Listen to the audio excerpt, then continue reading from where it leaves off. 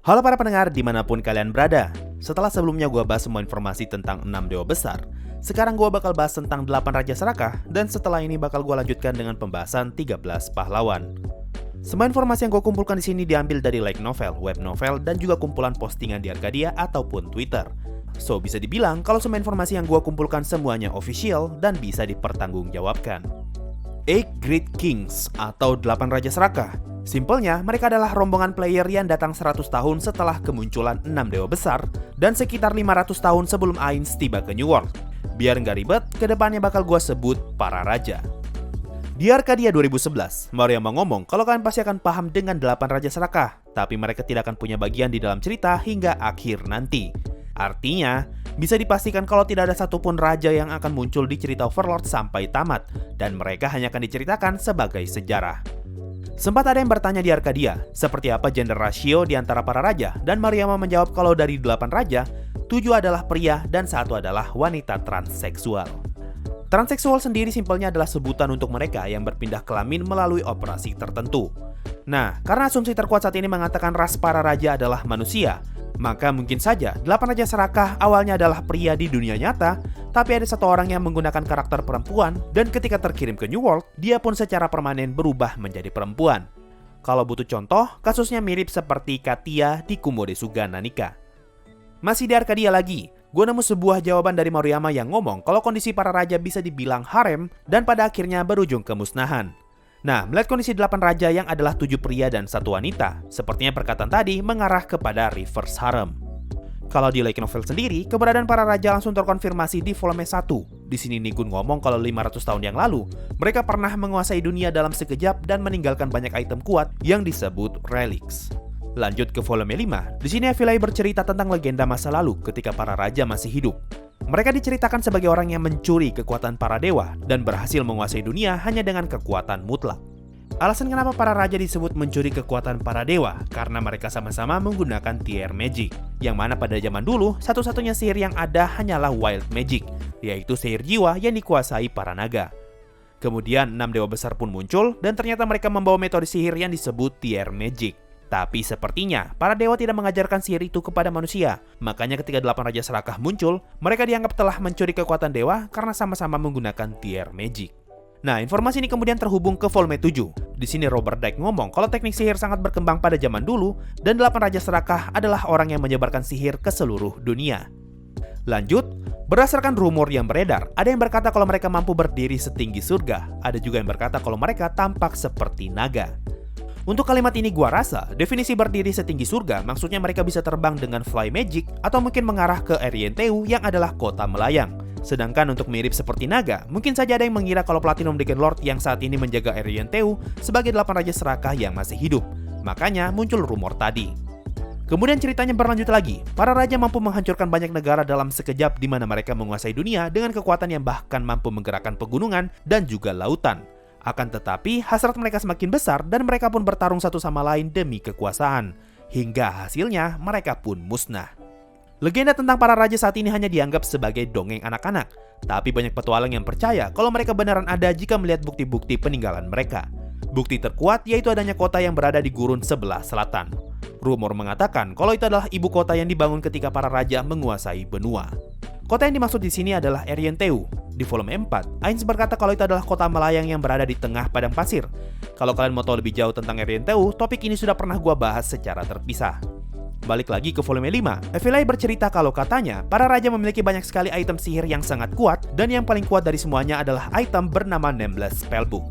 Nah, untuk Nameless Spellbook ini sudah dikonfirmasi sebagai world class item.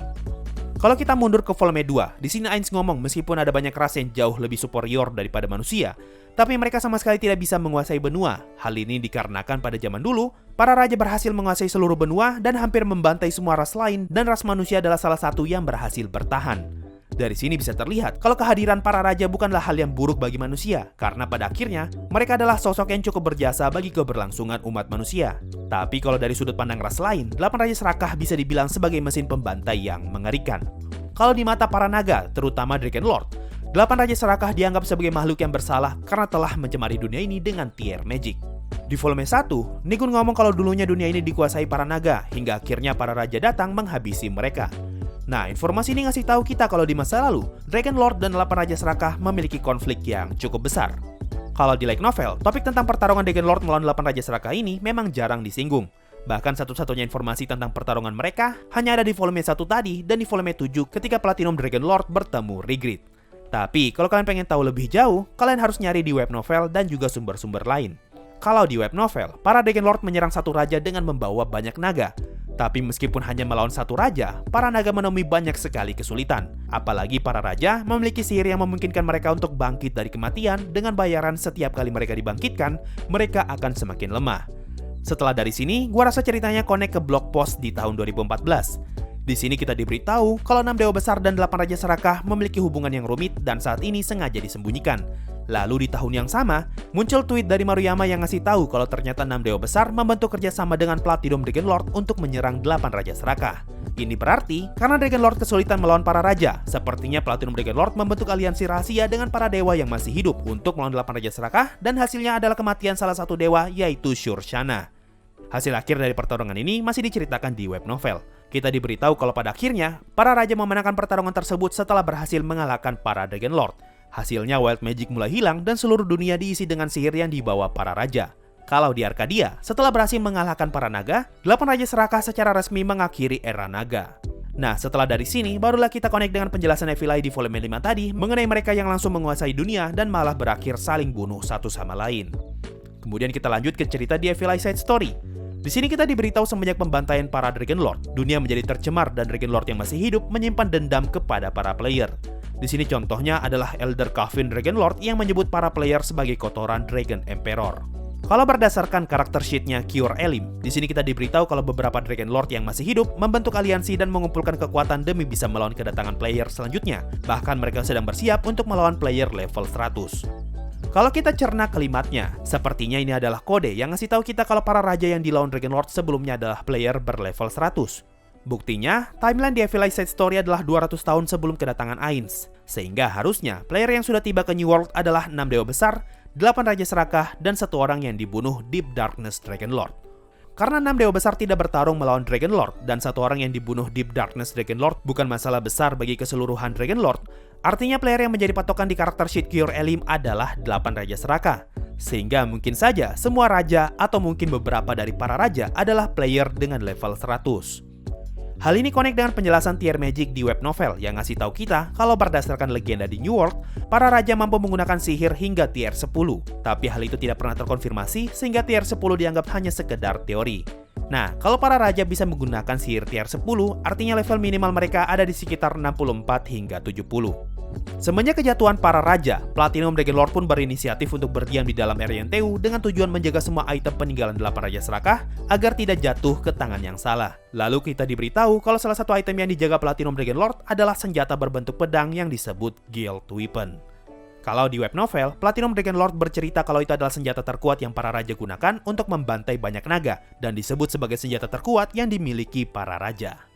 So, itu tadi semua informasi yang berhasil gue kumpulkan mengenai 8 Raja Serakah. Topik tentang 8 Raja Serakah adalah salah satu topik yang paling menarik di Overlord. Meskipun mereka dikenal sebagai makhluk yang jahat, makanya disebut 8 Raja Serakah, tapi sebenarnya mereka adalah makhluk yang sangat berjasa bagi keberlangsungan umat manusia. Walaupun memang bagi Dragon Lord, mereka dianggap sebagai sumber pencemaran dunia ini. Nah, setelah gue baca tentang mereka ya, gue curiga kalau selain teokrasi menyimpan sebuah rahasia atau konspirasi dunia yang berhubungan dengan 8 Raja Serakah. Karena kalau kalian pikirkan, negara mana yang paling diuntungkan dengan kemunculan mereka?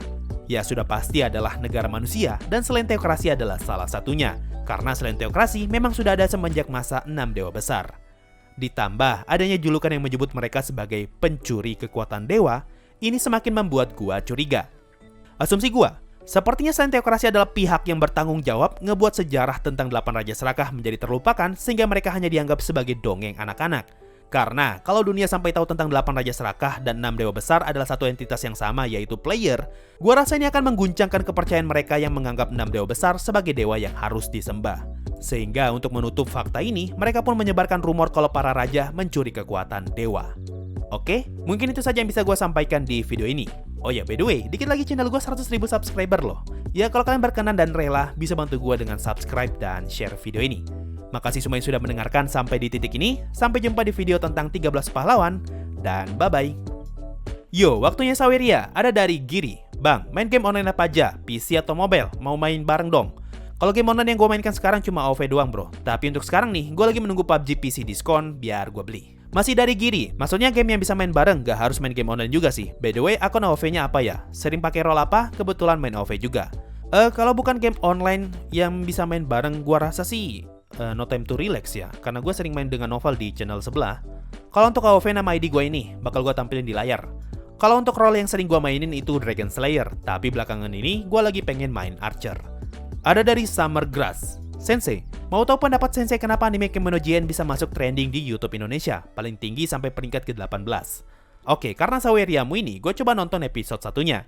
Impresi pertama gue, sepertinya Kemono Jihen terkena cipratan hype dari Jujutsu Kaisen karena ngebawa feel yang sama, yaitu sama-sama yokai, iblis, dan semacamnya. Tapi lebih dari itu, eksekusi animenya memang bagus dan kaya dengan musik. Dan juga sebagai anime shonen, bisa dibilang kalau Kemono Jihen beneran bagus. Untuk perkara kenapa bisa trending, ya karena banyak yang nonton. Mungkin ini bisa jadi salah satu bukti kalau orang Indonesia memang suka dengan tipe anime seperti ini. MC yang kuat dan gak naif, genre-nya shonen, dan ada unsur kejamnya. Ada dari The Sultan Tempemen yang ngabisin duit hanya untuk nulis beginian. Ada dari Danko Kun, bang, bahas anime The Movie di channel situ boleh kagak sih? Ini bahas sampai 3 kali sampai cari detail kecil dan Perfect Blue kagak dibahas. Bro, gue adalah orang yang malas banget nonton original movie, tapi sekalinya nonton gue bakal suka banget, contohnya Kimi no Na wa. Nah, untuk Perfect Blue ini, cobalah beritahu gue apa bagusnya dan apa yang bisa dibahas, apalagi ini anime jadul loh. Ada dari Lucifer, sudah lama tidak donasi, jaga kesehatan Sensei, makasih banyak bro. Ada dari Bukan Orang, bang, bahas detail kecil X-Arm. Apa yang mau dicari dari anime ini pak? Kesabaran? Hah? Dan terakhir dari Aku Siapa, tutorial masuk Isekai dong Sensei, halu.